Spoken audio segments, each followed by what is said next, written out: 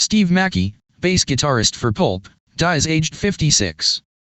After 3 months in hospital, fighting with all his strength and determination, we are shocked and devastated to have said goodbye to my brilliant, beautiful husband, Steve Mackey. Steve died today, a loss which has left myself, his son Marley, parents Kath and Paul, sister Michelle and many friends all heartbroken. Steve was the most talented man I have ever known, an exceptional musician, producer, photographer, and filmmaker. As in life, he was adored by everyone whose paths he crossed in the multiple creative disciplines he conquered. I would like to express my heartfelt thanks to all the NHS staff who worked tirelessly for Steve. He will be missed beyond words.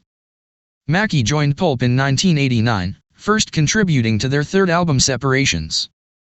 He went on to play on all their subsequent studio albums, including the likes of Different Class and His and Hers, which are regarded as high points in the mid-90s Britpop scene. Pulp went on hiatus in 2002, but reformed for live performances across the world in 2011 and 2012.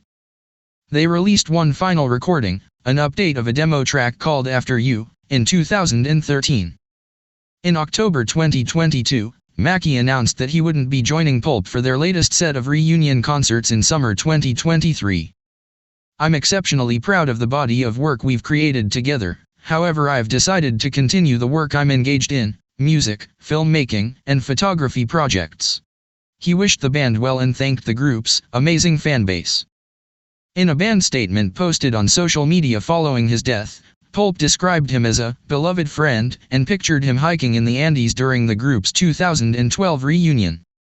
Steve suggested we go climbing. So we did. And it was a completely magical experience. Far more magical than staring at the hotel room wall all day. Steve made things happen. In his life and in the band.